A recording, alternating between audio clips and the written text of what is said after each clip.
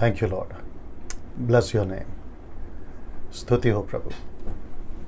Okay दोस्तों, जय मसीह। आप सभी का प्रभु यीशु मसीह के नाम से फिर एक और बार आज एक अद्भुत टॉपिक के ऊपर बात करने के लिए आप सभी का मैं स्वागत करता हूं। दोस्तों 8 बज चुके हैं, जैसे मैं लगातार 8 बजे जो है आप सभी के बीच में परमेश्वर के वचन को, किसी वचन के खुलासे या किसी टॉपिक के ऊपर लगातार आपसे कई महीनों से बात करते आ रहा हूं।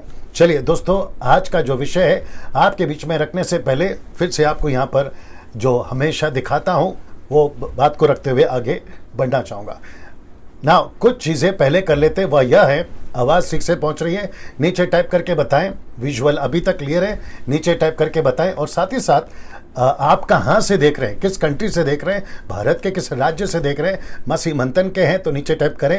मेरी कलीसिया से GMT तो वो नीचे टाइप करें। और ऐसा इसलिए ताकि मुझे एहसास हो कि आप लोग जो हैं वो देख रहे हैं और मेरी नज़र में आप लोग रहते हो ना। दोस्तों मैं चाहता हूं कि आज का जो विषय है आपके बीच में रखने से पहले जल्दी से आपको मैं ये समझा देता हूं। मसीह मंथन बैठक, जिसको शॉर्ट में कहते हैं MMB वर्ल्ड ग्रुप, जिसका मतलब है मसीह मंथन वर्ल्ड ग्रुप ना। दोस्तों मैं चाहता हूं कि ये एक ऐप जिसको आपको डाउनलोड करना है, जिसको कहते हैं टेलीग्राम ऐप, और उसके बाद आप जो हैं इस नंबर पर आप कॉल करेंगे सुबह 10 से रात को 9 बजे तक। और दूसरा नंबर है ये, तो इसका मतलब है कि टोटल 6 नंबर है। जी दोस्तों, टोटल 6 नंबर है और उसमें आप अपने आप को ऐड कराओगे। और इसका मकसद है मसीह मंथन का कि परमेश्वर की देह, द बॉडी ऑफ क्राइस्ट को, इफिसियों की किताब उसका 5वां अध्याय वचन 26 के अनुसार कलीसिया को वचन के द्वारा शुद्ध करना। द बॉडी ऑफ क्राइस्ट को, मसीह की देह को, जिसको कलीसिया कहते हैं, उसको वचन के द्वारा शुद्ध करना। और वो सभी गलत शिक्षाएं, वो सभी रॉन्ग डॉक्ट्रिन या टीचिंग से प्रोटेक्ट करना। और जिसके लिए परमेश्वर ने इफिशियंस चैप्टर 4 वर्स 11, 12, 13 जो 5 प्रकार की सेविकाएं दी है, अपोस्टल्स है, प्रॉफिट है, एवेंजलिस्ट है, पास्टर्स है, टीचर्स है, और इनको रखा है ताकि कलीसिया की प्रोटेक्शन हो सके, मसीह की देह की प्रोटेक्शन हो सके। और जिसके चलते दोस्तों मैं समझता हूं कि ये जो है, आप जब इसमें जुड़ जाओगे तो बहुत सारी जानकारियां आपको इसमें मिलती रहेगी ना। अभी जो करंट क्या कहते हैं मेंबर्स हैं इसके, वो है 1500 से भी ज़्यादा अभी। जी दोस्तों, और वो कहाँ से हैं? भारत के 29 राज्य, पड़ोसी मुल्क, और साथ ही साथ कम से कम 15 से 20, अगर मैं गलत नहीं हूँ, वहाँ से लोग जुड़े हुए हैं। जी दोस्तों, आप सभी को पर्सनली मैं डैनियल राज वेलकम करता हूं। आप लोग सब इस ग्रुप को ज्वाइन करें जिसका नाम है MMB वर्ल्ड ग्रुप, मसीह मंथन बैठक वर्ल्ड ग्रुप। मैं चाहता हूं कि इसको आप ज्वाइन करें, जुड़ें, और बहुत सारी शिक्षाएं इसके द्वारा या फिर इस ग्रुप में हम देते चले जाएंगे। और जैसे जैसे ये आगे बढ़ेगा, जैसे जैसे दिन बढ़ेंगे, आप लोग बहुत सारी चीज़ों को सुन पाओगे ना। दोस्तों मैं चाहता हूं कि आपको साथ ही साथ ये जो नंबर्स हैं इसकी स्क्रीनशॉट ले लीजिएगा। जी मैं हट गया हूँ, स्क्रीनशॉट ले लीजिए ताकि आपको कॉल करने में आसानी होगा। और याद रखिए सुबह 10 से रात को 9 बजे तक ही आपको कॉल करना है। दूसरा नंबर है ये, इसकी भी स्क्रीनशॉट ले लीजिएगा आप लोग ना। अगर ये फ़ोन नहीं उठाते हैं तो आपको करना क्या है कि आपको एक मैसेज ड्रॉप करना है, फिर उसके बाद ये आपको कॉल बैक करेंगे। और वापस अगर इनका कॉल बैक नहीं भी आता है, वापस कॉल करिए आप लोग। उससे क्या होगा कि आप जो हैं अपने आप को जोड़ पाओगे। और ये लोग जो हैं काफ़ी व्यस्त रहते हैं, हो सकता है कि 1-2 बार आपका कॉल ना उठाएं, या कई बार ऐसा भी हुआ है लोगों ने मुझे कॉल किया है। कोई दिक्कत नहीं है, कीप ट्राइंग। ओके ना दोस्तों, अब यहाँ से एक ऐसा विषय है जिसको आप लोग पहले से जानते हैं, और वह है, यह लिखा है यूसुफ की 10 कहानियां। यूसुफ की 10 कहानियां, 10 स्टोरीज ऑफ जोसेफ, इंग्लिश में ऐसे आ सकता है, जो कि मैंने नहीं डाला, आप लोग फेसबुक पे देख सकते हैं। यूसुफ की 10 कहानियां। साथ ही साथ मुझे अभी याद आया है, यूट्यूब के ऊपर कम से कम 1 लाख से भी ज़्यादा जो सब्सक्राइबर्स हैं, कुछ महीनों के लिए, मैं समझता 1-2 महीना लगेगा, मैंने कमेंट्स बॉक्स को, जो कमेंट्स का ऑप्शन है, उसको बंद रखा है। उसकी वजह यह है कि बहुत सारे लोग अलग तरीके से कमेंट्स कर रहे हैं, और जिसको लेकर मैं नहीं चाहता हूं कि किसी प्रकार का जो दूसरे लोग, जो अच्छे लोग हैं, वो लोगों को किसी प्रकार की कोई दिक्कत हो, तो जिसके चलते बंद रखा है। तो ये आपको याद दिला दिया।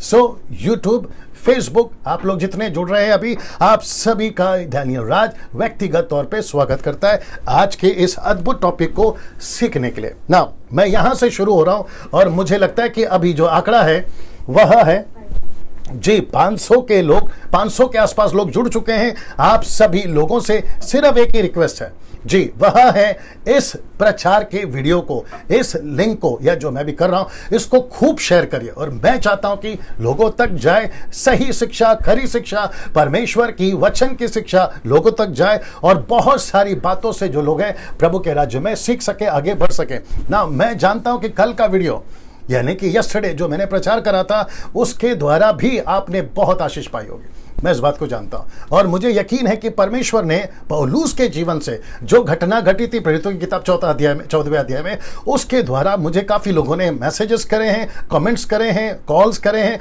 और अद्भुत तरीके से लोग उसको शेयर कर रहे हैं। और मैं समझता फेसबुक और यूट्यूब पे काफी लोग हजारों की तादाद में उसको देख चुके हैं और आशीषित हो चुके हैं ना। मैं एक और चीज ऐड कर देता हूं जो मुझे करना था, मैंने नहीं डाला, वह यह है कि यूट्यूब चैनल मेरा आप लोग दूसरों को रिकमेंड करें कि वे देखें, और उससे क्या होगा कि जो शिक्षाएं हैं, जैसे आप आशीषित हो रहे हैं वैसे दूसरे भी आशीषित हों, उसके चलते जो है ये बात मैं कर रहा हूं। चलिए दोस्तों, अब यहां से मैं शुरू कर रहा हूं यूसुफ की 10 कहानियां।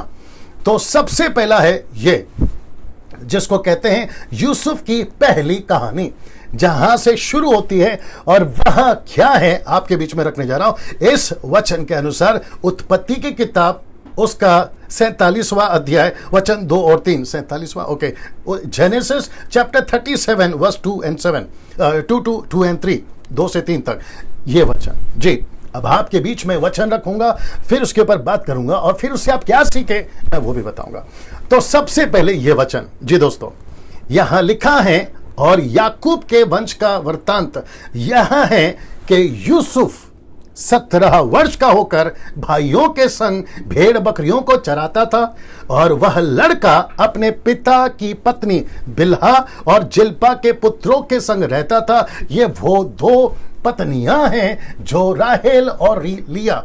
आप समझ गए होंगे राहेल और लिया कौन है, जो उसकी दासियां थी, उसके साथ जो बच्चे पैदा हुए थे, याकूब की जो विवाह हुई थी, उसके बाद जो बच्चे पैदा हुए थे, यूसुफ जो राहेल का बेटा है, उनके साथ ज्यादा रहता था। यह बात को बताती है, जब आप पढ़ोगे तो पता चल जाएगा कि कम से कम उत्पत्ति के टोटल 50 अध्याय में 14 अध्याय इस लड़के के ऊपर है, टोटल 14 अध्याय ना। दोस्तों, यूसुफ 17 वर्ष का होकर भाइयों के संग भेड़ बकरियों को चराता था। वो लड़का अपने पिता की पत्नी बिल्हा और जिल्पा के पुत्रों के संग रहता था। अब इसको देखिए, और लिखा है कि उनकी बुराइयों का समाचार अपने पिता के पास पहुंचाया करता था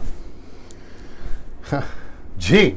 अब इस लड़के से, जिसका नाम है यूसुफ, जिसकी उम्र मात्र 17 साल है, ये 17 साल का लड़का ये टोटल पूरी तरह से ये समझ चुका था कि सही क्या है, गलत क्या है, कहां साथ देना है और कहां साथ नहीं देना है, किस चीज पे हाँ कहनी है और किस चीज पे ना कहनी है। ये लड़का जान गया था, 17 साल का लड़का। और लिखा है कि अपने भाइयों की बुराई जो है, जब ये सुनता था, देखता था, महसूस करता था, तो उसकी बुराई का समाचार वो अपने पिता के पास पहुंचाया करता था कि देखिए पिताजी यहां गलत हो रहा है, देखिए पिताजी ये ठीक नहीं लग रहा है, देखिए पिताजी ये ठीक नहीं लग रहा है। और एक चीज करता हूं जो कि मैं बहुत कुछ कर सकता था, लेकिन 1 घंटे के इसमें 10 पॉइंट समझाना है ना। ये लड़का जिसका नाम है यूसुफ, 17 साल का लड़का, जब अपने भाइयों के साथ में उठता बैठता आता जाता होगा, तो इसके भाई इसको कहते होंगे कि यूसुफ यार, जो गलती हम कर रहे हैं, जो पाप हम कर रहे हैं, जिस बुराई में हम हैं, तो हमारा साथ क्यों नहीं देता, हम एक ही पिता के बच्चे हैं। जब हम ये कर रहे हैं, शायद हो सकता है अभी आज की तारीख में, आज की भाषा के हिसाब से, सिगरेट पी रहे तो तू क्यों नहीं पी रहा, शराब पी रहे तो तू क्यों नहीं पी रहा, व्यभिचार कर रहे तो तू क्यों नहीं कर रहा, हम झूठ कर कर पैसे, झूठी से पैसे कमा रहे, या झूठ कर कर नहीं दिख रहा है, ठीक से कर दो उसको, ठीक है ना, झूठ से पैसे कमा रहे हैं तो तू हमारा साथ क्यों नहीं दे रहा, हम भ्रष्टाचार कर रहे हैं तो तू हमारा साथ क्यों नहीं दे रहा। तो ऐसी बातों पर यूसुफ जो है उनका साथ नहीं देता था। और जिसका समाचार लाकर वो अपने पिता को देता था। अब यहां से यूसुफ का कैरेक्टर, यूसुफ का चरित्र, यूसुफ का जीवन, यूसुफ का स्वभाव, यूसुफ का जीवन किस तरीके से परमेश्वर के साथ कनेक्टेड था, यह परमेश्वर को कितनी बखूबी समझता था और यूसुफ को पता था क्या सही है और क्या गलत है। Can you believe that? Yusuf 17 साल का लड़का ये सभी बातों को जानता था कि परमेश्वर कुछ चीजों को पसंद नहीं करता है, तो ये अपने भाइयों का साथ नहीं देता था ना। दोस्तों, अब आपके बीच में मैं रखने जा रहा हूं ये वचन, जो वचन 3 कहता है। लिखे, देखिए क्या लिखा है। और इस्राएल यानी कि याकूब उसका पिता अपने सब पुत्रों से बढ़ के यूसुफ से प्रीति रखता था। अब वो प्रीति क्यों रखता था, उसके कई वजह हो सकते हैं। अगर मैं उसमें घुसूंगा ABCD बहुत टाइम जाएगा, बट मुझे ऐसा लगता है कि यूसुफ को, क्षमा करे, याकूब को, जो यूसुफ का पिता है, उसको यूसुफ इसलिए भी अच्छा लगता होगा क्योंकि यूसुफ जो है वो जेन्युइन था, वो खरा था, वो ईमानदार था। और याकूब को लगा कि ये जो मेरे सभी 12 बच्चे हैं उसमें यूसुफ जो है एक ऐसा है जो हमेशा भक्ति की बात करता है, हमेशा वचन की बात करता है, हमेशा प्रार्थना की बात करता है। एक ऐसा लड़का है जो कभी भी सिगरेट नहीं पीता, शराब नहीं पीता, गलत काम नहीं करता। उसके चलते यूसुफ से ज्यादा प्रीति रखता था कौन? उसका पिता याकूब, क्योंकि वह उसके बुढ़ापे का पुत्र था और उसने उसके लिए रंग बिरंगा अंगरखा बनवाया था। वाह! तो इसका मतलब है दोस्तों कि यूसुफ जो जिसका पिता का नाम है याकूब, अपने टोटल 12 बच्चों में यूसुफ का कपड़ा अलग होता था। अब आप सोच के देखिए, जिसका कपड़ा अलग है, जिसका क्या कहते हैं ना, रहन सहन अलग है, जिसका स्वभाव अलग है, जिसका चरित्र अलग है, जिसकी बातें अलग है, अगर वो एक सोसाइटी में रहता है, एक फैमिली के अंदर रहता है, जो टोटल कटके अपने 11 भाइयों के बीच में कटकर है, ऑफकोर्स रूबेन भी अच्छा था, उसकी बात करेंगे हम, वो टोटल कटके है, उनसे सबसे हटकर है, कटकर है। ऐसा लड़का, ऐसा व्यक्ति को कौन पसंद करेगा जी? ऐसे व्यक्ति को कौन पसंद करेगा? और उसी के चलते हुआ क्या? उसी के चलते यह हुआ कि यूसुफ जो है एक तो शिकायत करता है गलत चीजों की, साथ नहीं देता गलत चीजों की, और उसके चलते हो यह रहा है कि उसका कपड़ा भी अलग है और पिता का फेवर, पिता का प्रोटेक्शन उसके ऊपर ज्यादा है। और उसी के चलते अब इस कहानी से क्या सीखा या क्या सीख सकते हैं? वह यह है कि भाइयों की बुराई में साथ नहीं दिया। किसने? यूसुफ ने, इस लड़के ने अपने भाइयों की बुराई में उसने साथ नहीं दिया। उसने कहा कि मैं नहीं दे सकता साथ। ना, इससे हम क्या सीख सकते हैं? इससे हम ये सीख सकते हैं, आप कहां हैं ऑफिस में, आप कहां हैं कलीसिया में, आप कहां हैं अपने घर में, आप कहां हैं अपने सोसाइटी में, आप कहां हैं अपने बिजनेस पार्टनर के साथ में। आपको क्या करना है? उनकी बुराइयों में उनका साथ नहीं देना। यह है पहला स्टेप, यह है पहला कदम।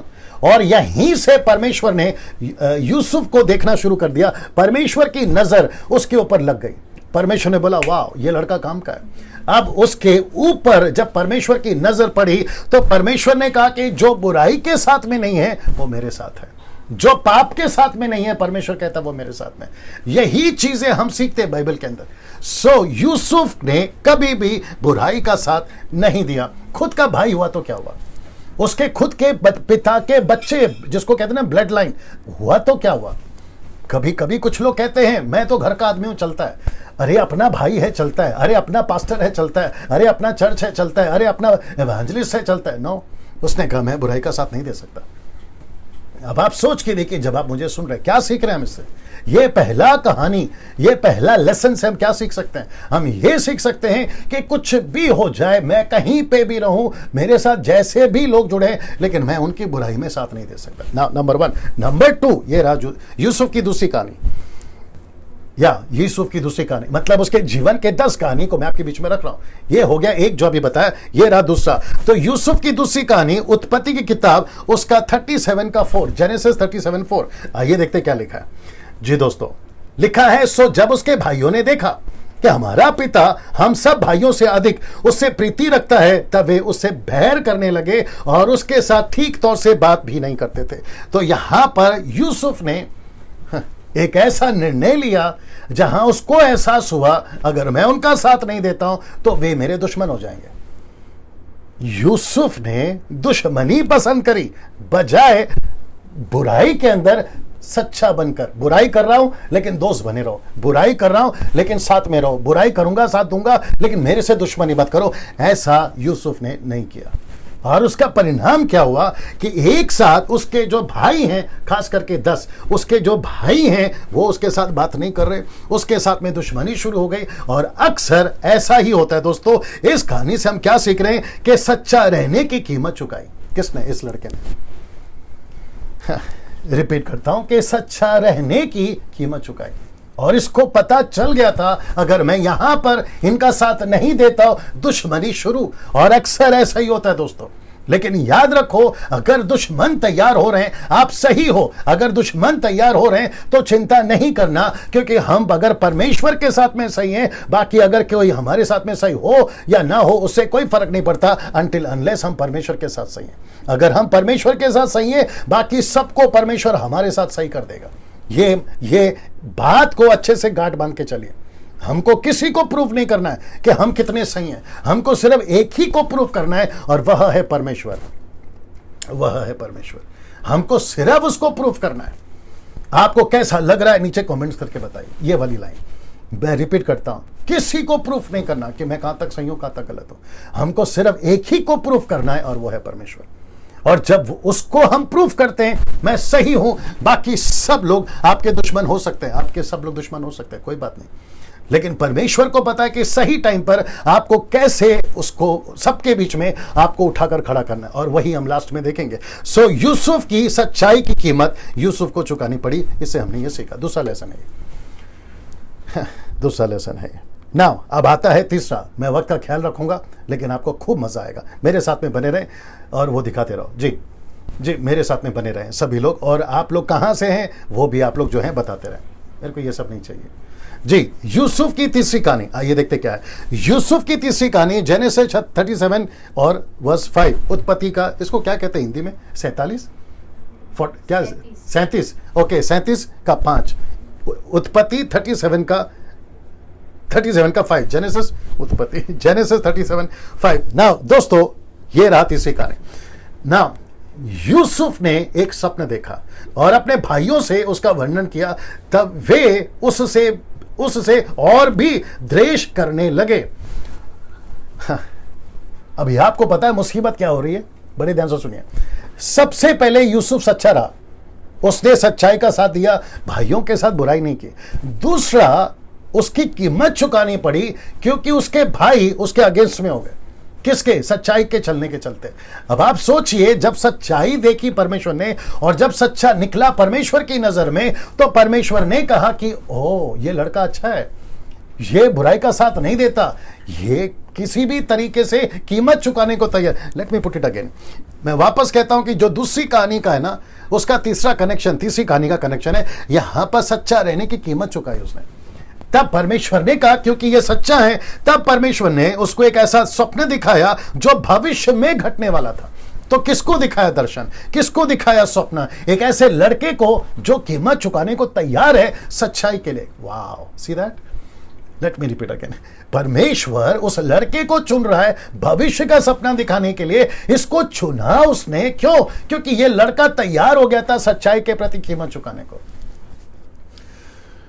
अगर आप लोग इशारा समझ जाओगे तो समझ जाओगे। मैंने भी कल वही किया।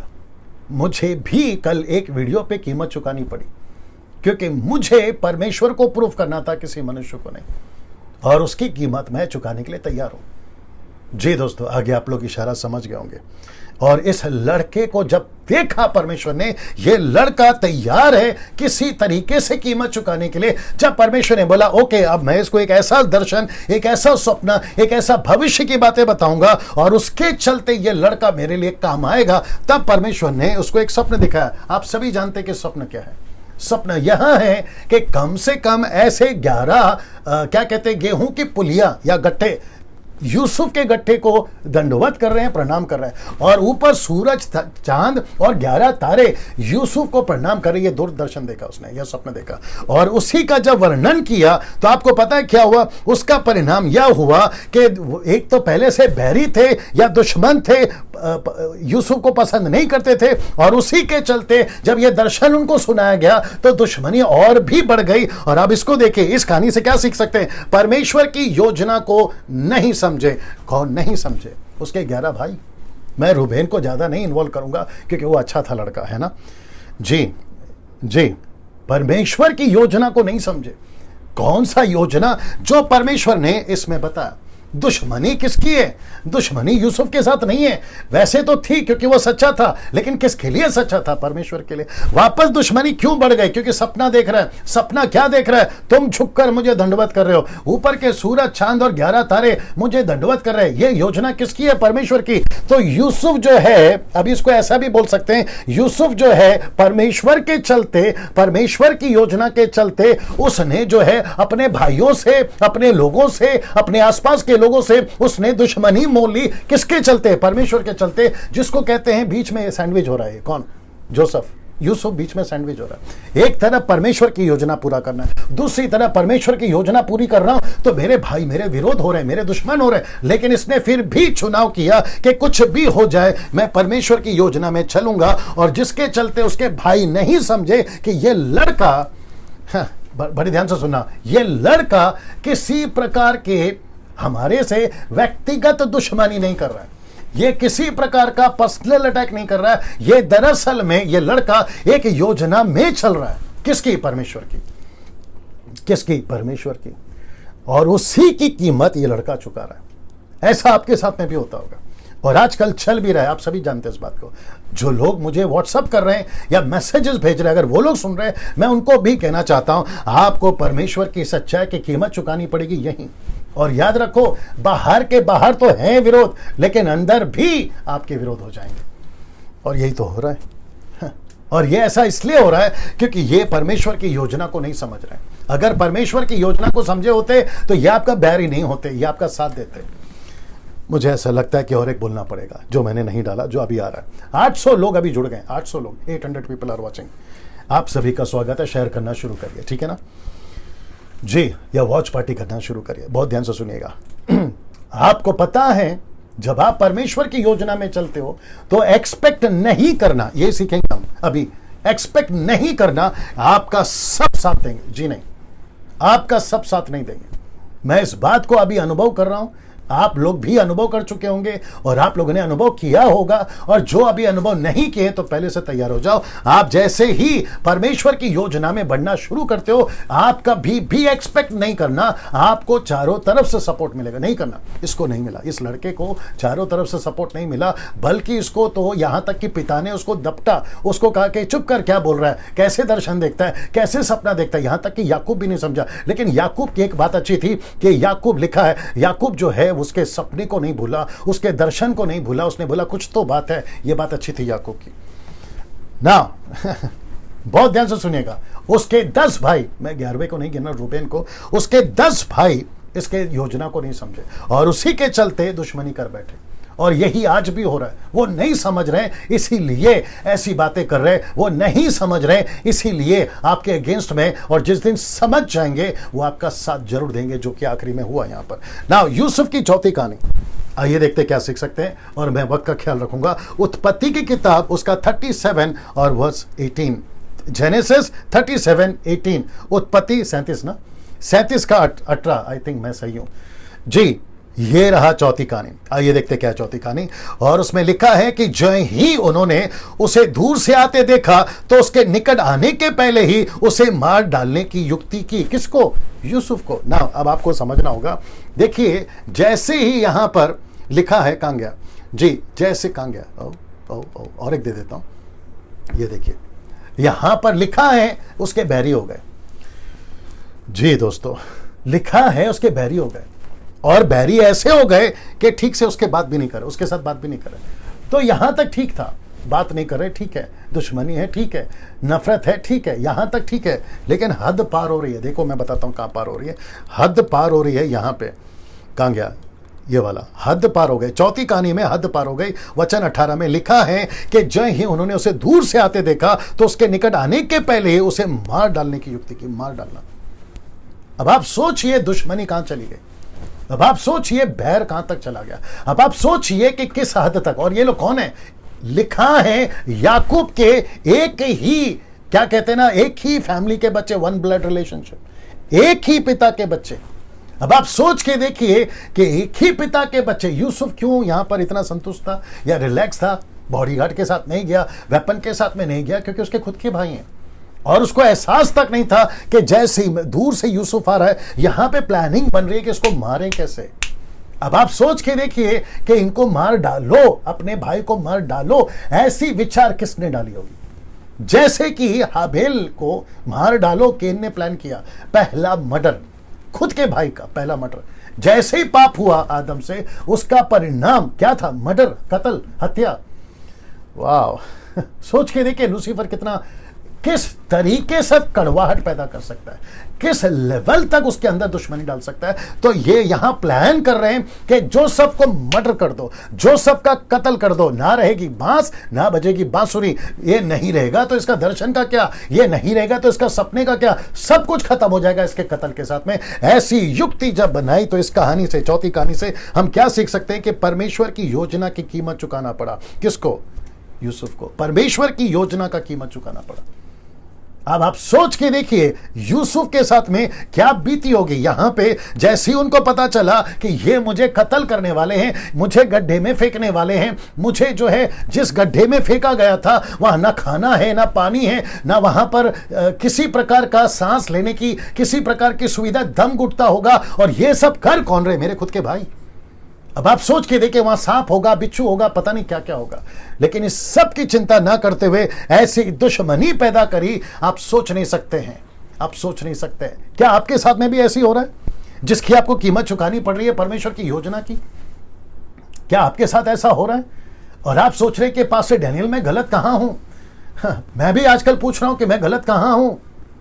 क्या प्रचार करना गलत है? क्या यीशु की सेवा करना गलत है? ऐसा प्रश्न मेरे मन में भी उठा। मैंने कल जिक्र करा, आपके भी मन में उठ रहा होगा। मैं गांव में सेवा कर रहा हूं, मेरा कसूर क्या है? इतनी दुश्मनी क्यों? मैं आज आपको इस लड़के के कहानी से यह सीख देना चाहता हूं, आप परमेश्वर की योजना में हो, कीमत तो चुकानी पड़ेगी। आप परमेश्वर की योजना में हो सर, आप परमेश्वर की योजना में हो। आपको पता है गत्समनी के बाग में यीशु ने क्या प्रार्थना करी? उसने कहा कि अगर हो सके तो ये कटोरा हटा ले या टाल दे, क्योंकि ये सहन के बाहर है। लेकिन आपको पता है उसने क्या कहा यीशु ने आखिर में? उसने कहा कि हे पिता, लेकिन तेरी मर्जी पूरा हो। जितने पास्टर्स, जितने सेवक, जितने मिशनरी पुरुष या स्त्री, जितने सेवक पास्टर्स पुरुष या स्त्री, मैं उन सभी को कहना चाहता हूं अपने अंदर एक हिम्मत रखो। मैं उसकी योजना में हूं, कीमत तो चुकानी पड़ेगी। मैं उसके दर्शन में हूं, कीमत तो चुकानी पड़ेगी। मुझे परमेश्वर ने, अगर पास्टर सपना मूर्तिजापुर, अगर आप अभी देख रही हैं, क्योंकि मुझे पता चला है कि बहुत सारे लोग आपके अगेंस्ट में ये बोल रहे हैं आपकी मिनिस्ट्री तो बंद हो गई, आपकी सेवा तो बंद हो गई, वो भीड़ तो अभी नहीं आएगी, आपका मिनिस्ट्री ठप हो गया। अगर आप परमेश्वर की योजना में चल रही है, आपको ये अभी कीमत चुकानी पड़ रही है। लेकिन वेट करो कि परमेश्वर एक दिन मकाम को ऊंचा करेगा, बल्कि जो खोया है उसका डबल परमेश्वर देने वाला है। हो सकता है कि अगर कोई सेवक थक हार कर, निराश होकर अपनी सेवा को मैं बंद कर दूंगा, मुझे कहां कहां से लोग बदनाम कर रहे हैं, मुझे कितने सारे लोग जो है सोशल मीडिया पे ट्रोल कर रहे हैं, इन सभी को मैं बंद कर दूंगा, अब मुझे नहीं चाहिए, मैं घर पर चुपचाप बैठूंगा, मैं बिजनेस स्टार्ट कर लूंगा। अगर ऐसा बैठे सोच रहे हैं, मैं आपको यह बताना चाहता हूं कि इस चौथे कहानी के इस लड़के से हम ये सीख सकते हैं कि परमेश्वर की योजना की कीमत चुका रहे हैं आप, परमेश्वर की योजना की कीमत चुका रहे हैं आप। दोस्तों कैसा लग रहा है नीचे टाइप करके बताएं। मैं जानता हूं कि इस वक्त में परमेश्वर की आत्मा आपसे बात कर रही है। कोई दिक्कत नहीं, कोई दिक्कत नहीं, कोई दिक्कत नहीं। इतिहास गवाह है, अच्छे अच्छों को सताया गया है, अच्छे अच्छों के विरोध में बातें की गई, अच्छे अच्छों को ट्रोल किया गया, अच्छे अच्छों को कहा गया कि इसका कत्ल कर दो, और कत्ल किए, कत्ल किए, कत्ल किए। इब्रानियों किताब 11 अध्याय में हीरोज की कहानी है, द हीरोज ऑफ फेथ। आप अगर उसको पढ़ोगे तो पता चलेगा ऐसी कितनी घटनाएं हैं जो सच्चाई के चलते, परमेश्वर की योजना के चलते कीमत चुकाई। Can you believe that? कोई बड़ी बात नहीं है, कोई बड़ी बात नहीं। तो हम क्या सीख रहे हैं? परमेश्वर की योजना के प्रति आपको कीमत चुकानी पड़े। यूसुफ का क्या कसूर है? मुझे नहीं पता, मैं छठवें मुद्दे पे नहीं जा पा रहा हूं। यूसुफ का क्या कसूर है? सिर्फ इतना कि उसको दर्शन मिला, सपना मिला, वो सपने को उसने क्या बोलते हैं, इंटरप्रेट करा। प्रभु ने मुझे सपना दिया है भाइयों, ये मेरा दर्शन नहीं है, ये परमेश्वर का। मेरा क्या कसूर है? मुझे क्यों मार रहे हो? मेरा क्या कसूर है? मुझे गड्ढे में क्यों डाल रहे हो? मेरा क्या कसूर है? मेरा दम क्यों घुट रहा है? मेरा क्या कसूर है? पानी की प्यास लग रही, भूख लग रहा है, तुम लोग तो मेरे अपने खुद के भाई हो, एक ही पिता के बच्चे, मेरे को गड्ढे में क्यों फेंक दिया? ये लड़का बोलता होगा मेरा क्या कसूर है, मेरा क्या कसूर है मेरा क्या कसूर है। आप भी बैठे बैठे सोच रहे होंगे, पास्टर्स आप भी बैठे बैठे सोच रहे होंगे, इवेंजलिस्ट आप भी बैठे बैठे सोच रहे होंगे, सेवा करने वाले सेवक आप भी सोच रहे होंगे, पुरुष और स्त्री। मैं आपको कहना चाहता हूं, आपका कसूर नहीं है। परमेश्वर ने आपको आपकी योजना में खड़ा किया है, बस आप उसकी कीमत चुका रहे हैं। और आपको पता है, परमेश्वर को अच्छे से पता है कि जब आप जितना नीचे जाओगे, आपकी बुनियाद बन रही है, क्योंकि आपको उतना ही ऊंचा परमेश्वर खड़ा करेगा ना, तो ये जो नीचे बुनियाद बनी है ना, ये आपको टिकने में सहायता देगी, ये आपको टिकने में सहायता देगी। डोंट वरी, मत हो पा रही है, मैंने कल भी कहा, डोंट गिव अप। आज आप इससे सीख रहे हैं। और मैं आपको बता दूं, ये जो सब्जेक्ट है ना, ये जब जितनी घटनाएं अभी घट रही है ना, ये सब्जेक्ट वो घटना घटने से पहले परमेश्वर ने मुझे दिया था। मेरे जो क्या कहते हैं MMB के जो एडमिन्स हैं, वो जानते हैं इस बात को। मैं यूसुफ की कहानी के ऊपर मैं काफ़ी टाइम से प्लान कर रहा हूँ। मेरे घर के फैमिली से पूछे, आप मेरे बच्चों से पूछे, वो बताएंगे यूसुफ की 10 कहानियों का चर्चा मैं पहले से कर रहा था। यूसुफ की 10 कहानियां, ये सब होने से पहले मुझे ऐसा लगता है कि परमेश्वर मुझे प्रिपेयर कर रहा होगा कि डैनियल ऐसी घटना घटने पर है, लेकिन मैं तुझे इसका रेवलेशन प्रकाशन अभी से दे रहा हूं। ये एक अच्छी बात है परमेश्वर की कि वो सपोर्ट करता है। ये एक अच्छी बात है कि परमेश्वर अपने आत्मा के द्वारा हमें हमेशा बूस्ट करता है कि यस आगे बढ़ो, यस आगे बढ़ो। एक्ट चैप्टर 18:9 मैंने कल बताया था, पौलुस से परमेश्वर कहता है मत डर, कहे जा, चुप नहीं रहना। ये है हिम्मत। और मैं आप सभी को कहना चाहता हूं, अगर ये प्रचार किसी पास्टर को जो कहीं पे थक गया है, ये ट्रोल के चक्कर में, ये किसी एलिगेशन के चक्कर में, ये बदनामी के चक्कर में, अगर वो कहीं पे थक कर घर पे बैठना चाहता है, मैं कहना चाहता हूं कि निकलो बाहर और परमेश्वर की योजना में आगे बढ़ो। आप कुछ दिन तक ये कीमत चुकाओगे, लेकिन परमेश्वर आपको उभारेगा, परमेश्वर आपको फिर से खड़ा करेगा इन्हीं के सामने जो आज आपको बदनाम कर रहे हैं ना। दोस्तों, मैं चाहता हूं कि यहां से अब मैं 5वें कहानी पे आता हूं। यूसुफ की 5वीं कहानी से क्या सीख सकते हैं? जेनेसिस 37:28। आइए देखते क्या लिखा है ये वाला। जी दोस्तों, यूसुफ के भाइयों ने उसे गड्ढे में से खींच के बाहर निकाला और इश्माइलों के हाथ चांदी के 20 टुकड़ों में बेच दिया, और वे यूसुफ को मिस्र में ले गए। 37 का 36 भी मैं बता देता हूं, जो कि सीधा आगे मिदानियों ने, मैं आपको क्यों पढ़वा रहा हूं मैं बाद में बताता हूं। यूसुफ को मिस्र में ले जाकर पोतीफर नाम फिरौन के एक हकीम और जल्लादों के प्रधान के हाथ में बेच डाला। इसका मतलब है कि यहां पे इस कहानी में यूसुफ 2 बार बिका। वाह वापस कहता हूं, यूसुफ 2 बार बिका। एक, सबसे पहले इश्माइलियों के हाथ, दूसरा मिस्रियों के हाथ, जिसका नाम है पोतीफर। ये फिरौन का हाकिम यानी कि सेनापति, पुलिस अधिकारी, बड़ा पुलिस अधिकारी। एक राजा होता है, एक हाकिम का अधिकारी होता है, यह है पोतीफर। तो यूसुफ 2 बार बिका। अब आप लोग सोच रहे होंगे कि पास्टर डैनियल आप बोलना क्या चाहते हैं। बहुत बारीकी से सुनिएगा और बहुत ध्यान से सुनिएगा। तो सबसे पहले मैं बताता हूं कि इश्माइलियों, ये लोग कौन है? ये आपको पता है कौन है? ये इश्माइल वही लड़का है जो इसहाक से पहले पैदा हुआ। आप लोग समझ गए होंगे, हजीरा। इसहाक की मां का नाम है सारा, ये लड़के की मां का नाम है हजीरा। इसके दोनों के बच्चों का बाप है इब्राहिम, जो भी बोलना चाहो। उसके बाद यूसुफ, माफ करें, इसहाक के बाद में याकूब के बाद में यूसुफ। तो यूसुफ को पता था अच्छे से, क्योंकि ये उसी के वंशज का बच्चा है। यूसुफ को पता था कि इजराइली यानी कि अब्राहम यानी कि इसहाक यानी कि याकूब का जो दुश्मनी है इन लोगों से, इश्माइलियों से। अब आप सोच के देखिए कि नफरत किस लेवल तक है। जी दोस्तों, सोच के देखिए, ये आंकड़ा है। सोच के देखिए नफरत किस हद तक है। नफरत उस हद तक है, बहुत ध्यान से सुनना, नफरत उस हद तक है कि इन्होंने यूसुफ को जिसको भेजा है ना, ऐसा हो सकता है कि बहुत सारी आदमियों को खरीदने की टोली पहले से गई होगी, लेकिन इनको पता था कि एक ऐसी टोली आएगी जो कि लिखा है इश्माइलियों की टोली या इश्माइलियों के साथ में बेचने वाला। इन्होंने प्लान किया होगा, इन्होंने प्लान किया होगा, इन्होंने प्लान किया होगा। तो इनकी दुश्मनी की लेवल देखिए कि दुश्मन को बेचेंगे, ऐसे दुश्मन को बेचेंगे जो हमसे नफरत करते हैं, जो याकूब से नफरत करता था इश्माइल के लोग, जो इसहाक से नफरत करता था इश्माइली लोग, जो अब्राहम से नफरत करते थे इश्माइली लोग, इस लड़के यूसुफ को ऐसों को ही बेचेंगे। और बेचे किसने, कितने में? 20 चांदी के टुकड़ों में, 20 चांदी के टुकड़ों में। अब मुझे नहीं पता कि उन दिनों में यह रकम कितनी होगी, लेकिन आपको पता है यूसुफ ऐसे लोगों के हाथ में बिक गया जिसका नाम है इश्माइल। और आपको पता है इश्माइल ने यूसुफ को मिस्रियों को कितने में बेचा, उसका रिकॉर्ड नहीं मिला मुझे, बाइबल के अंदर नहीं मिला, ठीक है ना। लेकिन मैं समझता हूं कि ये जब इसको खरीदे होंगे, किसको? यूसुफ को।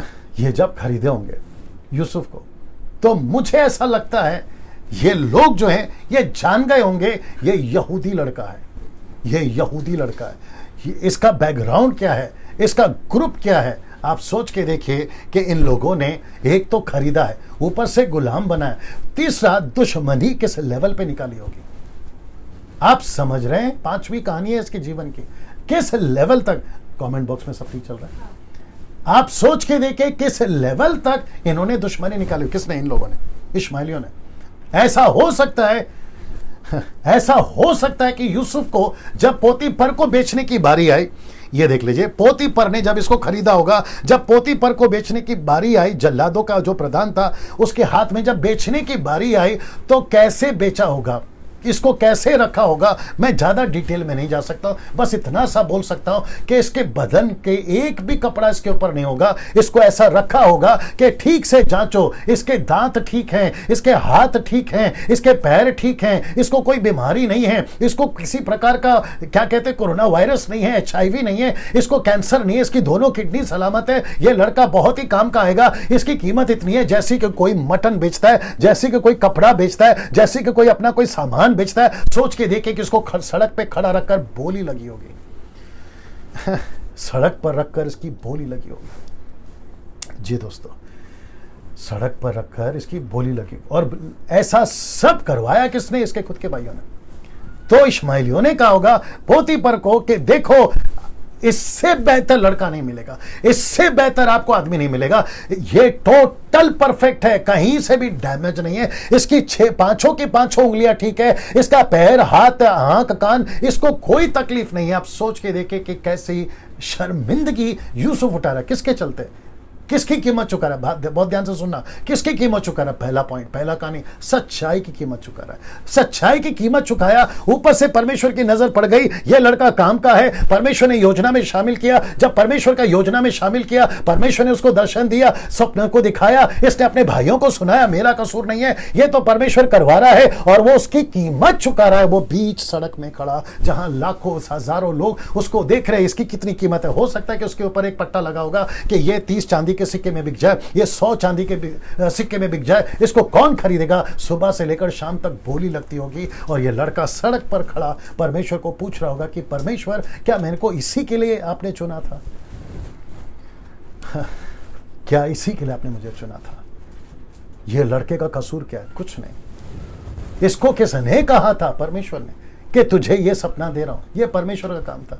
लेकिन यूसुफ जो है बेचारा, उसकी कीमत चुका रहा है। ये कहानी से हम क्या सीख सकते हैं?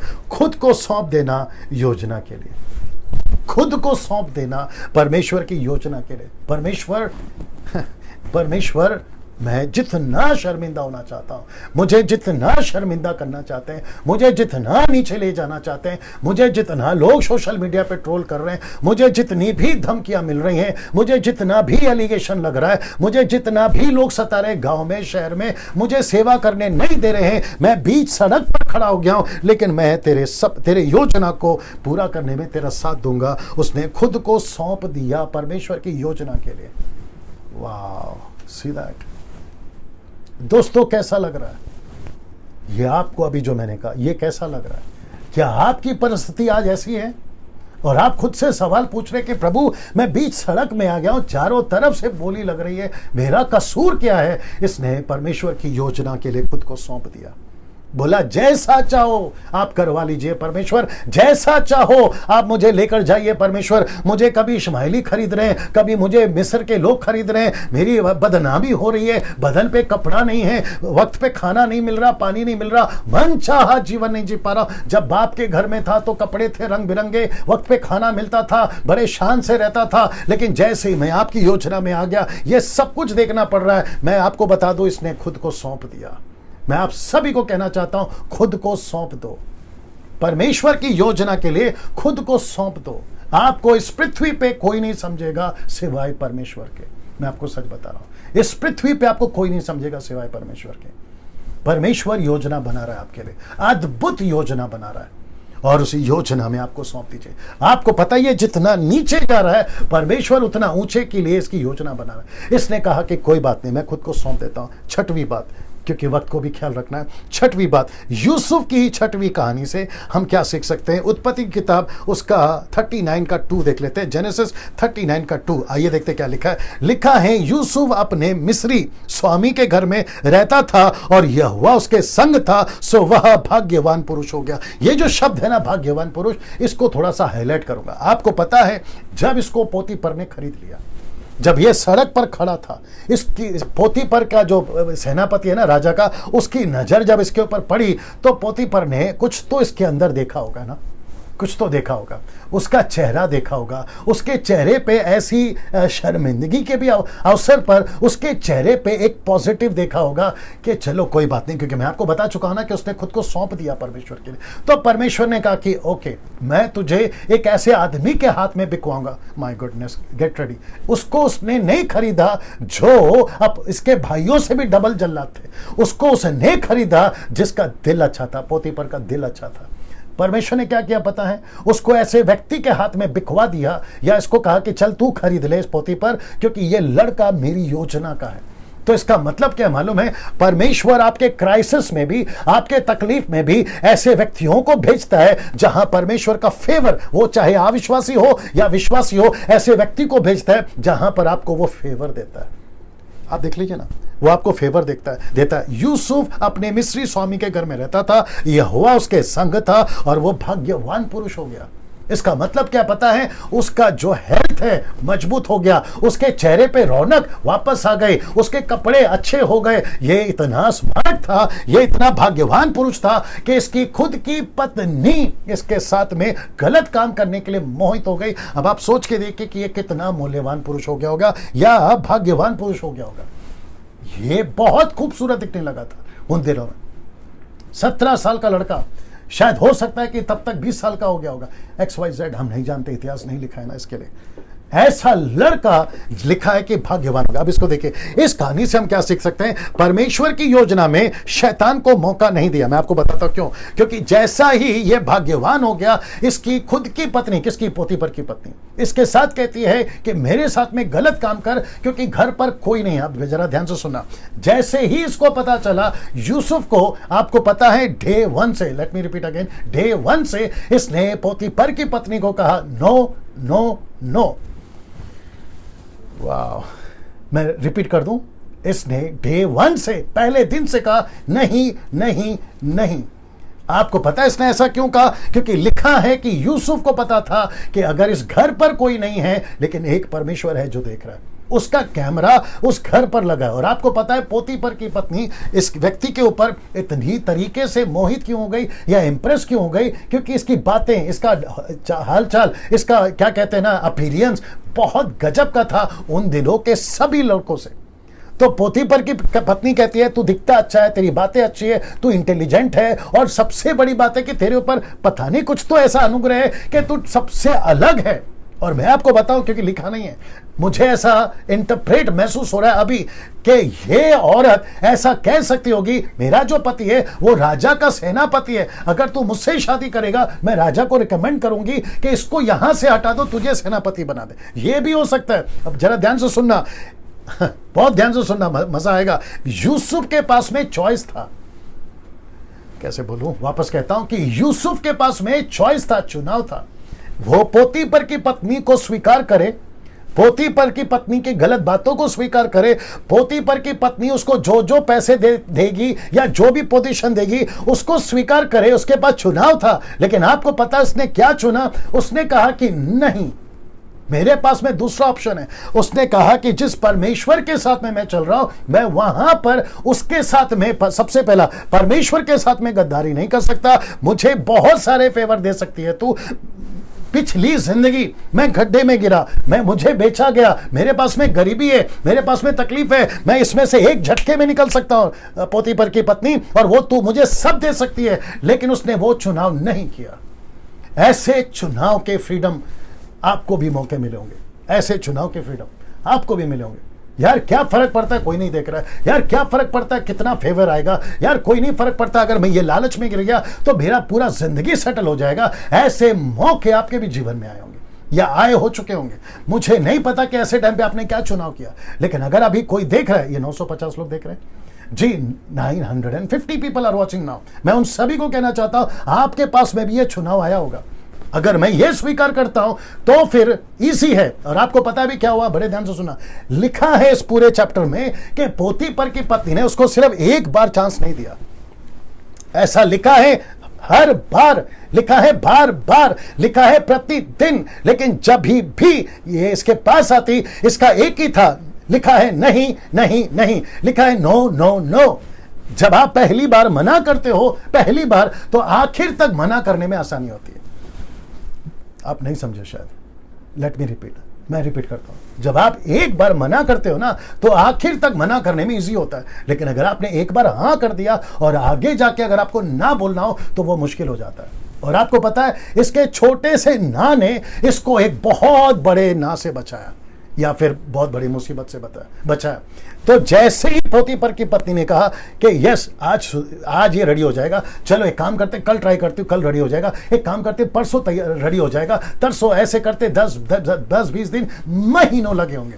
लेकिन आपको पता है जब एक ऐसा फाइनल डे आया, ऐसा लिखा है कि जब घर पर कोई नहीं था, तो इसकी पत्नी ने, पोतीफर की पत्नी ने उसके कपड़े पकड़ लिए, उसके कपड़े पकड़ लिए और कहा कि अब तो जबरदस्ती होगी। और आपको पता है ऐसे टाइम पे जोसेफ क्या कर सकता था? जोसेफ बोल सकता था कि प्रभु 1 महीने से मना कर रहा हूं, आप तो सिचुएशन जानते हैं, 1 साल से मना कर रहा हूं, आप तो सिचुएशन जानते हैं, मेरी परिस्थिति क्या है, मेरा सर्कमस्टेंसेस क्या है, आप देख सकते हैं कि मैं कहां फंस गया हूं। प्रभु एक बार ये जबरदस्ती करिए उसके चलते, लेकिन उसके बाद में मैं माफी मांग लूंगा या फिर आपके साथ में ठीक कर लूंगा और फिर इसको भी मैं ठीक कर दूंगा। चलो एक बार कह रही है ना, चलो खत्म कर देते हैं, उसके बाद में सब कुछ नॉर्मल हो जाएगा। इसके पास में ये एक बड़ा चांस था। लेकिन आपको पता है इसको सपोर्ट किसने किया? वो पहले के छोटे छोटे ना ने इसको बड़े ना को करने में सपोर्ट किया, अगर आप समझ गए होंगे। और लिखा है कि यूसुफ ने कहा कि मुझे पता है, बड़े ध्यान से सुना दोस्तों, मैं कनेक्ट करने जा रहा हूं। इसको पता था, यूसुफ को पता था, अगर मैं यहां से भागा, उसके मेरा कपड़ा उसके हाथ में रह जाएगा। मैं अगर यहां से भागा, उन दिनों में सीसीटीवी कैमरे नहीं होते थे, किसी घर के अंदर जैसे आजकल लगते हैं ना, वैसे नहीं था, और वहां कोई आदमी भी नहीं था जो देखे। सो इसको पता था अगर मैं यहां से भागा और ये कपड़ा उसके हाथ में रह गया, ये चीख सकती है, चिल्ला सकती है और ये मेरे ऊपर गलत आरोप लगा सकती है। और जो अच्छा खासा मैं चल रहा हूं, जो अच्छा खासा मैं चल रहा हूं, भाग्यवान पुरुष हो गया हूं, आज पैसे हैं, रोटी है, घर है, महल है, सब कुछ। और सबसे बड़ी बात तो राजा का, माफ करे, सेनापति का मैं फेवरेट भी हूं। कल को मेरा भविष्य अच्छा हो सकता है। लेकिन अगर मैं अभी भागा तो सब रिवर्स हो जाएगा, सब रिवर्स हो जाएगा। आपको पता है इसने क्या चुनाव किया? जी दोस्तों, एग्जैक्टली वही चुनाव किया। ये कपड़े छोड़कर भाग गया, ये कपड़े छोड़कर भाग गया। इसलिए लिखा है, इस कहानी से हम क्या सीख सकते हैं कि परमेश्वर की योजना में शैतान को मौका नहीं दिया। मैं आपको कनेक्ट करता हूं, ये देख लीजिए, दिख रहा है उसमें ये वाला, उसने शैतान को मौका नहीं दिया। आपको पता है इसका मतलब क्या है? अगर जोसेफ, ये लड़का, अगर जोसेफ पोतीफर की पत्नी के साथ में गलत कर बैठता, तो आपको पता है ये किससे वंचित हो जाता? इसको पैसे मिल जाते, सब कुछ ठीक हो जाता, और पोतीफर की पत्नी के साथ जितना दिन चाहे मजा कर सकता था, अच्छी जिंदगी जी सकता था, 4 पैसे, सब कुछ आ सकता था। लेकिन ये शैतान की योजना में फंस जाता और परमेश्वर की योजना से दूर हो जाता। ये परमेश्वर की योजना से दूर हो जाता दोस्तों। अब आप सोच के देखिए ऐसा कितनी बार मौका आपके जीवन में आया होगा। अब आप सोच के देखिए ऐसा मौका आपके जीवन में आ सकता है। जो 17 साल का, 18 साल का, 20 साल का, 25 साल का लड़का लड़की देख रहे हैं, मैं आप सभी को वार्न करना चाहता हूं, परमेश्वर आपको एक योजना में लेके चल रहा है। शैतान भी आपको उसी योजना से भटकाने के लिए अपनी योजना में लेके चलता है। अब चुनाव आपके हाथ में है। वो चाहे पैसा हो सकता है, वो चाहे लालच हो सकता है, वो चाहे घमंड हो सकता है, वो चाहे मूर्ति पूजा हो सकता है, वो चाहे व्यभिचार हो सकता है। आपको मौके पे मौके देता रहेगा, लेकिन आपको पता है आपको एक ही ट्राई करना है। द डे वन से आपको कहना है नो नो नो, नहीं नहीं नहीं, दैट्स इट। और वही चीज आपको आगे तक मदद करती है। यस परमेश्वर, मैं तेरी योजना में चलना चाहता हूं, क्योंकि मैं समझ गया। और आपको पता है ऐसी ही शैतान की योजना आज भी चल रही है, और उसी में आपको और मुझे संभल कर रहना है ना। इससे हम ये सीखते हैं। अब बात करते हैं यूसुफ की 7वीं कहानी। मेरे पास में 15 मिनट और है। यूसुफ की 7वीं कहानी, आइए देखते क्या लिखा है। उत्पत्ति की किताब 39 का 20, देखते क्या लिखा है। लिखा है, बड़े ध्यान से सुनिएगा, यूसुफ के स्वामी ने उसको पकड़कर बंदीगृह में डाला, बंदीगृह में जहां राजा के कैदी बंदी थे डलवा दिया, सो वह बंदीगृह में रहने लगा। जरा ध्यान से सुनिएगा। अब यहां पे ओके, अब एक और वचन देता हूं, पहले इसको बता दिया, अब यह वचन सुन लीजिए। लिखा है उत्पत्ति 39 का 21 में, पर यहोवा यूसुफ के संग रहा और उस पर करुणा की, और बंदीगृह के दारोगा के अनुग्रह की दृष्टि उस पर हुई। यह सब कब हुआ दोस्तों? जब इसने परमेश्वर की योजना को चुनना स्वीकार किया। ये देखो, इसका मतलब क्या है? 7वीं कहानी हमें क्या सिखा रही है? कि इसने चुनाव किया परमेश्वर की योजना में चलने का, और यह पहुंच गया जेल में। लेकिन जेल के अंदर भी राजा का, क्षमा करें, पोती पर को इतना गुस्सा आया क्योंकि वो झूठ में फंस गया। किसके? पत्नी के। और पत्नी की बात तो सबसे ऊपर है। पति शक ही नहीं कर सकता पत्नी के ऊपर, ये तो स्वाभाविक है। ये लड़के की गलती, और पत्नी ने जो मसाला डालकर, जो बढ़ा चढ़ाकर, गलत तारीफ कर गलत एलिगेशन लगाकर, किसके ऊपर? जोसेफ के ऊपर। तो पति तो ऑब्वियस है पत्नी की सुनेगा, और ऐसा ही हुआ। तो उसका ऐसा लिखा है कि वो आग बबूला हो गया। कौन? पोतीफर। इसको पढ़ लीजिए जी। जैसे ही वो आग बबूला हो गया, आपको पता है इसने किसके साथ रखा? ऐसा लिखा है कि जहां राजा के कैदी रहते थे, राजा के कैदी, देखिए जी, राजा के बंदी, वहां पे डलवा दिया। तो इसका मतलब क्या मालूम है? सबसे गंदा टॉर्चर, जहां सबसे नीचे, मुझे नहीं पता कि जहां ये रहता है, जहां राजा के बंदी रहते होंगे, राजा के दुश्मन है, तो राजा क्या सजा देगा आप सोचिए। शायद वहां हो सकता है कि पंखा नहीं है, वहां हो सकता है कि वेंटिलेशन नहीं है, हवा नहीं है, वहां हो सकता है कि बाथरूम नहीं है, पानी नहीं है, खाना नहीं है, और पता नहीं किस तरीके का खाना देते हैं। अब आप सोच के देखिए, अर्श पे था, अर्श पे था, कहां पहुंच गया? फर्श पे। एक होता है ना फर्श से अर्श, ये कहां था? अर्श में था, अभी कहां पहुंच गया? फर्श में, मतलब सीधा नीचे। किसके चलते? एक गलत को साथ नहीं देने के चलते। किसके चलते? एक लड़की, एक औरत ने उसको कहा गलत काम कर, उसका साथ नहीं देने के चलते। मैं आपको बताऊं, बड़े ध्यान से सुनना, अगर उसके दोस्त वहां होते, अगर आज के तारीख के लोग वहां पर होते, आपको पता है यूसुफ को क्या कहते? एक नंबर का पागल है जोसेफ, तू एक नंबर का पागल है। और मैं आपको बताऊं, जो कैदी वहां थे, शायद हो सकता है, बड़े ध्यान से सुनना, शायद हो सकता है उन्होंने पूछा होगा, यार एक बात बता, तू यहां कैसे आ गया? तू था कौन? तो जोसेफ ने कहा होगा इनसे, क्योंकि 2 साल ये अंदर था या 3 साल अंदर था, 2 साल का तो रिकॉर्ड है मेरे पास में बाइबल के अंदर, ठीक है ना। इन्होंने पूछा होगा कि तू कैसे क्या अंदर आ गया? तो आपको पता है वो पूरे के पूरे बंदीगृह के लोग, कैदी लोग हंसे होंगे। बोला पागल, एक गोल्डन चांस था तेरे पास, एक गोल्डन चांस था तेरे पास, किसी को पता तक नहीं चलता, तेरे पर कोई शक तक नहीं करता, और उल्टा तू अर्श से अर्श मतलब ऊंचाई पे जाता रहता, और तूने अपने पैर पे कुल्हाड़ी मारी। तो मेरे को ऐसा लगता है कि यहां पर भी लोगों ने बोला तेरे जैसा बेवकूफ, तेरे जैसा मूर्ख, ऐसा आदमी नहीं देखा। लेकिन आपको पता जोसेफ ने क्या बोला? उनको क्या बोला? यार तुम लोग की, तुम्हारा एंगल है ये तुम्हारी सोच है, संसारिक हो ना, ये तुम्हारी सोच है, लेकिन मैं आत्मिक हूं, मेरे पास परमेश्वर है। और यह सच है कि मैं ऊपर ऊपर ऊपर ऊपर और जा सकता था, लेकिन तुमको नहीं पता कि मैं किसी की योजना में चल रहा हूं, और तुमको नहीं पता कि मैं जो तुम्हारा लेवल बता रहे ना, ऊपर ऊपर ऊपर, परमेश्वर ने टॉप का ऊपर रखा है मेरे लिए, वहां पहुंचना है मेरे को, क्योंकि उसकी योजना अलग है। जोसेफ यहां पर भी शर्मिंदा हो रहा है। एक्सक्यूज मी, जोसेफ यहां पे भी शर्मिंदा हो रहा है। आपको पता है कभी कभी आपका खुद का अंतरात्मा, आपका खुद का ज़मीर, आपका खुद का बुद्धि आपसे बात करता है, यार चल जाता था, एक बार की तो बात थी, यार चल जाता था, थोड़ा कॉम्प्रोमाइज, यार चल जाता था। ऐसा बात खुद से भी होता है। लेकिन उसके बावजूद इसने बोला मैं जेल में जाने को तैयार हूं, मैं जेल में जाने को तैयार हूं। आइए देखते हैं इससे हम क्या सीख सकते हैं। इसको पढ़वा देता हूं। लिखा है, पर यहोवा यूसुफ के संग रहा, उस पर करुणा की, बंदीगी के दरोगा के अनुग्रह की दृष्टि उस पर हुई। बात तो वापस फिर आ गई। जब आप परमेश्वर के साथ सही चलते हो, आप जब परमेश्वर के साथ में ठीक होते हो, तो परमेश्वर आपको जब देखता है कि तुम उसके साथ सही हो, परमेश्वर अपना करुणा देना शुरू करता है, आप जहां कहीं पे भी है। और इसको मैं ऐसा कहूंगा कि इस कहानी से हम ये सीख सकते हैं, जिसको कहते हैं सेकंड डाउनफॉल। किसका? जोसेफ का। एक बार गड्ढे में बिका, फिर उसको लोगों ने एक बार गड्ढे में फेंका, लोगों ने उसको खरीदा, वो एक फॉल था। अब ये दूसरा डाउनफॉल है इसकी लाइफ में। ये भी तो सोचना होगा ना कि परमेश्वर एक बार गड्ढे में फेंकवा दिया, फिर कैदी से लोगों ने खरीद लिया, मेरी क्या बदनामी हुई है, मैं कहां तक गया, लेकिन अभी तो मेरी कोई गलती भी नहीं थी। आप तो जानते थे ये सेकंड डाउनफॉल है। लेकिन उसके बावजूद भी ये लड़का गलत का साथ नहीं दिया, ये लड़का गलत का साथ नहीं दिया। उसके बावजूद भी ये परमेश्वर के साथ ईमानदारी से चलता रहा। क्या गजब की कहानी है, क्या गजब की कहानी है।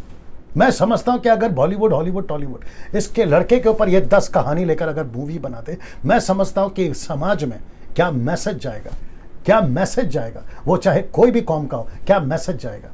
मेरी कोशिश है, बाहर के लोग तो सीखेंगे इससे, लेकिन मेरा प्रश्न है हम मसीह लोग कितना सीखना चाहिए।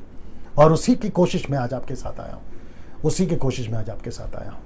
बहुत समझना होगा, बहुत समझना होगा। उसके बावजूद इस कहानी से सेकंड डाउनफॉल है, लेकिन ये टस से मस नहीं हुआ। अब बात करते हैं यूसुफ की 8वीं कहानी। आइए देखते क्या लिखा है उत्पत्ति के 41 का 1 में, जेनेसिस 41:1। आइए देखते क्या लिखा है। लिखा है, पूरे 2 बरस के बीतने पर फिरौन ने यह सपने देखा कि वो नील नदी के किनारे पर खड़ा है। वो नील नदी के किनारे पर खड़ा है ना। मैं आपको यह बाद में बताऊंगा, फिलहाल इसको यहां रोकता हूं। अभी क्या हुआ, जब ये जेल में था, वहां पर पिलाने हारा और पकाने हारा, मतलब जो अंगूर का जूस बनाकर, जिसको दाकरस कहते हैं, वो देने वाला, और दूसरा खाना खिलाने वाला, वहां जंगल, माफ करें, बंदीगृह के अंदर जब सपना देखा, उसका अर्थ जब जोसेफ ने बताया, और उन्होंने कहा कि जब तुम लोग बाहर निकलो तो मेरी सूदी लेना, जोसेफ ने कहा, लेकिन ये लोग भूल गए। ऐसा सिलसिला कितने साल तक चला? 2 बरस तक। मैंने कहा ना, उसका रिकॉर्ड है 2 साल तक। ये 2 साल तक वहीं पर है। कभी कभी ऐसा होता है ना कि परमेश्वर, लगता है आप मुझे भूल गए, लगता है परमेश्वर आपने अपना योजना कहीं पर और शिफ्ट कर दिया। कभी कभी ऐसा लगता है ना कि यार मैंने खुद की पैर पे कुल्हाड़ी मारा, अब तो मैं जिसके ऊपर भरोसा करता था वो परमेश्वर ने भी, लगता है, मेरा साथ छोड़ दिया, अब मैं करूं क्या? तो मैं आपको बता दूं, कभी भी परमेश्वर के योजना पे, बहुत ध्यान से सुनना, कभी भी परमेश्वर की योजना पे रद्दी भर भी शक नहीं करना, रद्दी भर भी डाउट नहीं करना। परमेश्वर को परफेक्ट पता है, अपने टाइम पे वो उठाना जानता है। तो 2 साल बीत गए। अब यहां पे जो चांस था, किसको? जोसेफ को लगा कि जो राजा का पिलाने हारा और पकाने हारा मदद करेगा। परमेश्वर ने अटैक किसको किया पता है? राजा को ही अटैक कर दिया। फिरौन का जो टॉप का राजा है ना, उस पर अटैक किया, उसको सपना दे दिया। और वो सपना क्या था? 7 साल अच्छा अनाज, अच्छी फल, अच्छा क्या कहते हैं, गेहूं चावल। लेकिन 7 साल के बाद जो बीतेगा वो भयंकर अकाल, ऐसा सपना दे दिया। अब प्रश्न उठा कि पूरे मिस्र में सपने का अर्थ कौन बताएगा? और आपको पता है, लड़का निकला यूसुफ। ये इसको याद आया, बोला अरे प्रभु, स्वामी, ये बंदीगृह में एक लड़का था, जब आपने मेरे को डाल दिया था ना, वो लड़का था जिसने मुझे बताया और मेरे सपने का एक्यूरेट अर्थ बताया। तब राजा कहता है चलो एक काम करो, उसको बुलाओ। अब जोसेफ का जो डाउनफॉल था, अब वो नीचे से अब वो ऊपर बढ़ेगा। आइए देखते कैसे लिखा है इसमें। फिरौन ने यूसुफ से कहा, सुन, मैं तुझको मिस्र के सारे देश के ऊपर अधिकारी ठहराता हूं। वाह, मैं पूरे मिस्र में तुझे सबके टॉप अधिकारी बनाता हूं। मतलब पोतीपर के ऊपर भी। तब आप सोच के देखिए, अगर पोतीपर की पत्नी के हाथ गलत तरीके से बिक गया होता, आज उसको यह पोजीशन मिलता? अगर 2-3 साल अगर रुका नहीं होता, आज उसको यह पोजीशन मिलता? मैं वही तो कहने की कोशिश कर रहा हूं। हम कई बार, क्योंकि 2 मिनट का नूडल का आदत हो गया, इंस्टेंट फूड का आदत हो गया, फास्ट फूड का आदत हो गया, क्योंकि आजकल कंप्यूटर का जमाना है और नेस कॉफी का जमाना है, ऐसा लगता है कि टक टक टक टक सब कुछ हो जाए। नहीं होगा दोस्त, नहीं होगा। आपको वेट करना पड़ेगा, आपको धीरे से आना होगा, आपको परमेश्वर की योजना के अनुसार चलना होगा, और ये परमेश्वर करेगा। तो जितने लोग देख रहे हैं, just weight upon the Lord, that's it. मैं इतना ही बोलना चाहूंगा, just weight upon the Lord. ये आंकड़ा है, just weight upon the Lord. जो भी 950 लोग देख रहे हैं या उसके ऊपर, मुझे नहीं मालूम, आप सभी को मैं कहना चाहता हूं, just weight upon the Lord. परमेश्वर सही वक्त पर आपको जो है मौका देगा ना। इस कहानी से क्या सीखा? परमेश्वर अपनी योजना आपके साथ खत्म नहीं करता। हम इससे ये सीख सकते हैं, क्योंकि परमेश्वर ने यूसुफ को, माफ करें, मिस्र को हिला दिया, मिस्र के राजा तक को हिला दिया। फिर परमेश्वर ने कहा कि यूसुफ क्या हुआ, अगर पकाने आ रहा, पिलाने आ रहा, या आसपास के लोग तेरा सपोर्ट नहीं कर रहे, मैं उतर रहा हूं, मैं ठीक करूंगा। और राजा को हिला दिया, राजा को हिला दिया। अब आप सोच के देखिए आपके साथ कैसा परमेश्वर। आप कह रहे थे कि रास्ता यहां से निकलेगा, आप कह रहे थे कि ये सपोर्ट करेगा, आप कह रहे थे कि वो मदद करेगा, सब फेल हो गया। परमेश्वर कभी फेल नहीं होता, परमेश्वर कभी फेल नहीं होता। और हम इससे ये सीख रहे हैं इस कहानी से, 8वें कहानी से, परमेश्वर अपनी योजना आपके साथ कभी खत्म नहीं करता। जब तक खत्म ना हो जाए खत्म नहीं करता, जब तक पूरा ना हो जाए खत्म नहीं करता। परमेश्वर बीच में साथ नहीं छोड़ता। दोस्तों, खुद को शाबाशी दीजिए, खुद को हिम्मत दीजिए। ऐसा परमेश्वर मिला है, ना धोखा देता है, ना झूठ बोलता है, ना सो जाता है, ना खत्म हो जाता है, वो हमेशा आपके साथ रहता है। क्या बात है, क्या बात है दोस्तों, कैसा लग रहा है ना। आते हैं सेकंड लास्ट पॉइंट पे, यानी कि नौवीं कहानी क्या है। देखिए, उत्पत्ति की किताब 42 का 3, 42 का 3। देखिए क्या लिखा है, लिखा है जी दोस्तों, लिखा है उत्पत्ति के 42 का 3 में, सो यूसुफ के 10 भाई अन्न मोल लेने के लिए मिस्र को गए। अब यहाँ पे मजा आएगा, अब यहाँ पे मजा आएगा जी दोस्तों। अब सुनना चाहोगे क्या हुआ? जब 7 साल का अकाल, सब ठीक है, जब 7 साल का अकाल पृथ्वी पे पड़ा, माफ करें, अच्छी अनाज का सीजन जब आया, उसके बाद जब अकाल पड़ना शुरू हुआ, तो लिखा है कि याकूब ने अपने भाइयों से कहा, बच्चों से कहा कि पता चला है, व्हाट्सएप पे मैसेज आया है, न्यूज़पेपर पे मैसेज आया है, क्या बोलते हैं, न्यूज़ में पता चला है, अखबार में पता चला है कि मिस्र में जो है खाना मिल रहा है, मिस्र में खाना मिल रहा है। तो उसको जैसी ही न्यूज़ मिली, अपने 10 बच्चों को भेजा उसने, बोला जाके पता, और रूबेन को नहीं भेजा, उसको अपने पास रखा, ठीक है ना। तो 10 भाई निकले, 10 भाई, आपको याद आ गया होगा ना, शुरू में बोल रहा था 10 भाई अलग है, रूबेन अलग है। तो 10 भाई निकले इसके पास में। अब यहाँ पे बहुत कुछ हो सकता था, मैं कनेक्ट करता हूँ, यहाँ बहुत कुछ हो सकता था। आपको पता क्या हो सकता था? यूसुफ अपने भाइयों से बदला ले सकता था, यूसुफ अपने भाइयों से बदला ले सकता था। यूसुफ गुस्से में आकर अपने भाइयों से कह सकता था, अच्छा अब पता चला कि सच्चाई सच्चाई होती है, अब पता चला कि तुमने मेरे साथ में क्या क्या किया है, अब पता चला कि तुमने मेरे साथ में कितना अत्याचार किया है। लेकिन आपको पता है कि यूसुफ ने ऐसा कुछ नहीं किया। मैं आपको बताता हूं क्यों, क्योंकि यूसुफ परमेश्वर की योजना में था। मैं शुरू से बोल रहा हूं, यद्यपि तुम लोगों ने, क्योंकि उसके भाइयों को डर था कि जब पिताजी मर जाएंगे तो ये बदला जरूर लेगा। बहुत लंबा कहानी था, मैंने शॉर्ट कर दिया, आप लोग समझ जाओगे। यद्यपि तुम लोगों ने मेरी बुराई का विचार किया था, परंतु परमेश्वर ने उसी बात में भलाई का विचार किया, जिससे वह ऐसा करे जैसे आज के दिन प्रकट है कि बहुत से लोगों का प्राण बचे। तो यूसुफ किसके योजना में था? परमेश्वर की योजना में। यूसुफ को क्या पता चला, मैं एक योजना में चल रहा हूं, ये मेरे भाइयों का कसूर नहीं है, ये मेरे भाई नहीं है, ये मैं पहले दिन से आपको बता रहा हूं, ये जो कुछ चल रहा है ना फेसबुक पे, व्हाट्सएप पे, आप लोग, मैं शुरू से बोल रहा हूं, ये पूरा का पूरा शैतान का प्लान है। क्योंकि बहुत सारे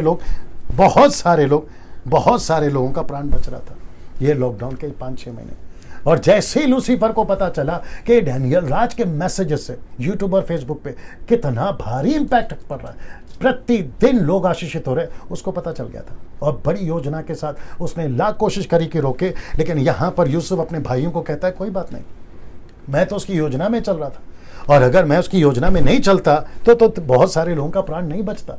7 साल अच्छा अनाज नहीं बचा पाते, 7 साल भयंकर अकाल कैसे बचाते पूरी दुनिया को? तो सोच के देखिए, पूरे वर्ल्ड में लिखा है, पूरी पृथ्वी पे ऐसा भयंकर अकाल था, और ये अकेला लड़का था जो ऐसी भयंकर अकाल में पूरी दुनिया को बचा सके। ये उसकी योजना में था, मुझे नहीं पता कि आप वो लड़का हो सकते हैं, मुझे नहीं पता कि डैनियल राज ये लड़का हो सकता है, मुझे नहीं पता कि कई लोग जो आज चल रहे हैं, काम कर रहे हैं, मसीह मंथन के जो लोग हैं, हो सकता है कि नरेंद्र आप हैं, सुनीता अनीता आप हैं, समीक्षा आप हैं, शिवम आप हैं, शैलेश और ट्रीजा आप हैं, या जितने हमारे साथ पास्टर्स लोग जुड़े हैं वो हैं, मुझे नहीं पता। और हम सभी को परमेश्वर अपने अपने इलाके में इस लड़के की तरह खड़ा किया है, इसलिए लिखा है कि बहुतों के प्राणों को बचा सक रहा हूं। मुझे थोड़ा सा टाइम दीजिए, मैं समाप्त कर रहा हूं। इस कहानी से क्या सीखा मैं आपको बताता हूं। यूसुफ ने बदला नहीं लिया, यूसुफ ने बदला नहीं लिया, यूसुफ ने बदला नहीं लिया। और उसको पता था कि मैं परमेश्वर की योजना में चल रहा हूं। उसने कहा कि बहुत सारे लोगों के प्राण मैं बचा सकता था, उस योजना में मैं चल रहा था। और उसी के चलते, अगर आप लोग समझ रहे होंगे, मेरा व्यक्तिगत किसी के साथ में कोई प्रॉब्लम नहीं, लेकिन सब आत्मिक लड़ाई है।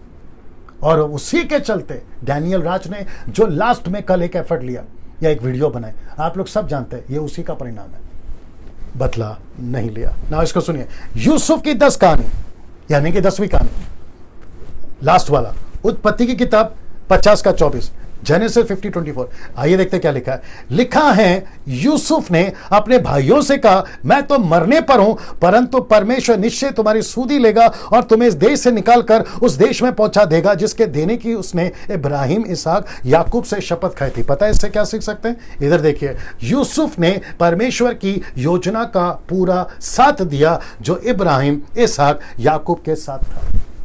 तो परमेश्वर को एक लड़का चाहिए था और वो लड़का मिला जोसेफ, जो परमेश्वर की योजना में जो अब्राहम, इसहाक, याकूब के साथ में थी, उसको लेकर चले। तो लड़का मिला कौन? एक ऐसा लड़का जो सच्चाई के साथ था, एक ऐसा लड़का जो अपने भाइयों की बुराई को बर्दाश्त नहीं करता था या उनका साथ नहीं देता था, एक ऐसा लड़का जो पोतीपर की पत्नी के साथ गलत काम नहीं किया, एक ऐसा लड़का जो कहीं पे भी गलत नहीं हुआ, और जिसके चलते इसको देख लीजिए, जिसके चलते ये मैंने लिखा कि अपने 17 वर्ष की उम्र से लेकर 110 वर्ष की उम्र तक, क्योंकि यूसुफ 110 साल तक जिंदा रहा, जोसेफ 17 साल की उम्र से लेकर 110 वर्ष की उम्र तक यूसुफ ने कभी भी ऐसा कोई काम नहीं किया जिससे प्रभु दुखी हो। वाह, जिससे प्रभु दुखी हो, ऐसा कोई काम नहीं किया। इसकी स्क्रीनशॉट लेकर आप यूज करना चाहें कर सकते हैं। ऐसा कोई काम नहीं किया जिससे परमेश्वर दुखी हो ना। दोस्तों इसको देखिए, ऐसे ही आप भी एक योजना में हो परमेश्वर के, ऐसे ही जोसेफ की तरह आप भी हो आज। सो मैं आप सभी को कहना चाहता हूं, आपको परमेश्वर ने अपनी योजना में बुलाया। आप ऐसे ही जोसेफ की तरह उस योजना में हो। अब इसको देखिए, आप परमेश्वर का साथ दो उसकी योजना में, वो आपका साथ देगा आपकी योजना में। वाह, कितना खूबसूरत लाइन है। मैं रिपीट करता हूं, आप परमेश्वर का साथ दो उसकी योजना में, वो आपका साथ देगा आपकी योजना में। दोस्तों मैं यहां पे समाप्त करने वाला हूं, ये लास्ट था। कैसा लगा आपको आज का ये यूसुफ की 10 कहानी से? आपने क्या क्या सीखा? मैंने सब कुछ बताया। आप इस वीडियो को शेयर करना चाहोगे? जरूर करिए, जरूर करिए। दूसरों को बताइए, सही शिक्षा क्या है बताइए, ये बातें उनके तक पहुंचाइए। खुद को हिम्मत दीजिए ना। दोस्तों ये अनाउंसमेंट है अभी वाला, जो कि अभी से 15 से 20 दिन मैं लाइव नहीं आ पाऊंगा। उसकी वजह यह है, बड़े ध्यान से सुनिएगा, 15 से 20 दिन डैनियल राज लाइव नहीं आ पाएगा।